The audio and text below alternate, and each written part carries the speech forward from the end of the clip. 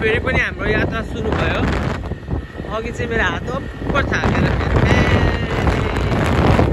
बनाउँदैछु म।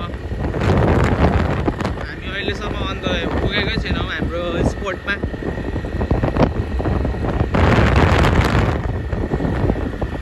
स्पोर्टमा पुग्नलाई चाहिँ हाम्रो अलिक टाइम लाग्ने रहेछ।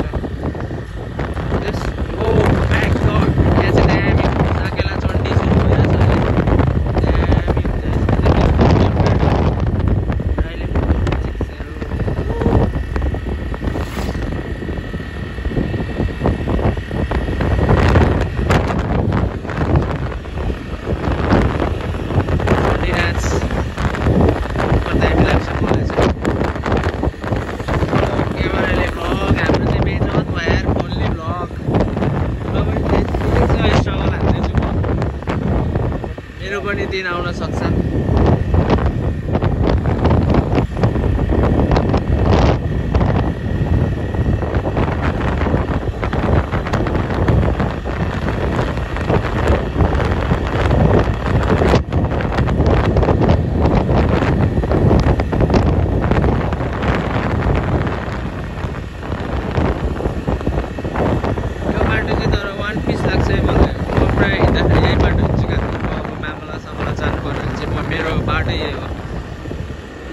यो बाटो हिँड्न थालेको भयो समथिङ 1 इयर जस्तो भइसक्यो। पहिला चाहिँ म उतै इटेरीबाट जान्थेँ। इटेरीबाट धेरै घुम्नु जाम हुन्छ, धुवा धुन। अहिले बाटोहरू सबै बिगारेर डाइभर्सन भएको छ। त्यही भएर चाहिँ यही बाटो प्रायः चाहिँ यही बाटो हिँड्छ। बाटो पनि ठिक छ नि, गाली पनि छिटो पनि सजिलो पनि आनन्द पनि, घ्याचा घुच्चा रोक्नु पनि पर्दैन। अहिले चाहिँ हामी खोला अगाडि क्रस भयौँ टर्निङ। यहाँनिरको दोकान पनि सकिएछ। हामी आउँदा त यहाँनिर दोकान थियो। भाइले फेरि खुट्टा राख्नु अप्ठ्यारो भएर चाहिँ खुट्टा चुट्टाएछ। हाम्रो भाइ फेरि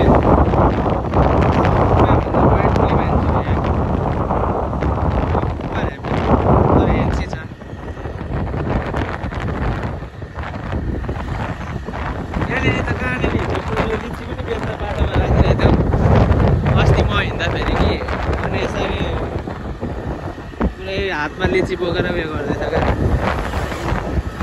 लिचीले नि भन्छ।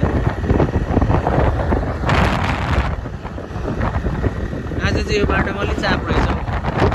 चण्डी भएर होला सायद मान्छेहरू चण्डी हेर्न जाने, नाच्न जाने, घुम्न जाने। यहाँनिर लिचीको अफर पर्छ। लिची यम्मी फुडहरू।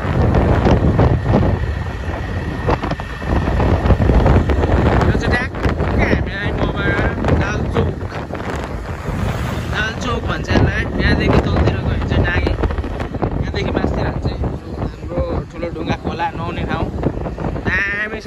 गढीमा हामी त्यहीँ जान्थ्यौँ पहिला। अहिले चाहिँ साथीहरू नभएर नगएको। मप्पर लिची फलिरहेछ। तर लिची खानु मन लाग्छ नि, घाँटी दुखिरहेछ।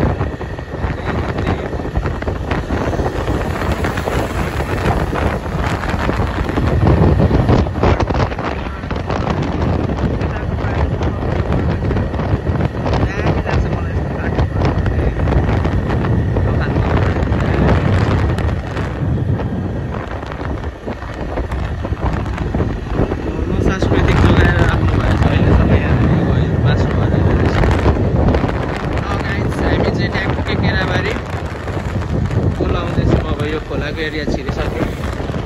बाटो चाहिँ यो दायाँ छ।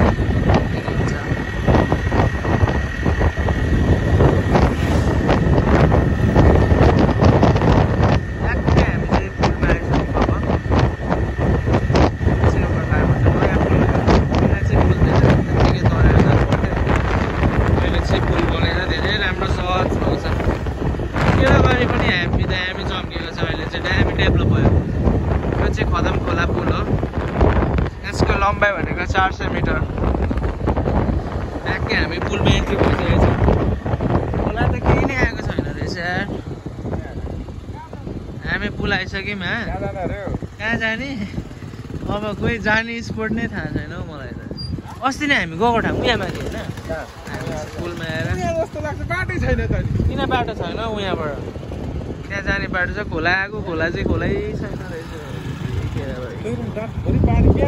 होटेल त्यहाँ छ हौ होइन पानी माथि उयो हुन्छ क्या के अरे तिम्रो कुलोबाट लान्छ क्या ड्राइभर माथि त पानी नै हुन्छ नि यस्तो छ दामी वेदर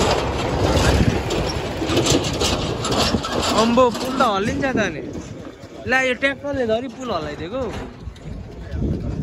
छोए मिलनको हेलमेट चाहिँ मिलनको होइन बोक्सीको हेलमेट यहाँ झरिहाल्यो भ्लगर भन्दा नि भलगर पो हुने रहेछ बोल्न त केही आउँदैन मलाई जोत्ना गचा बोल्दै आइदिएको चप्पल पनि छ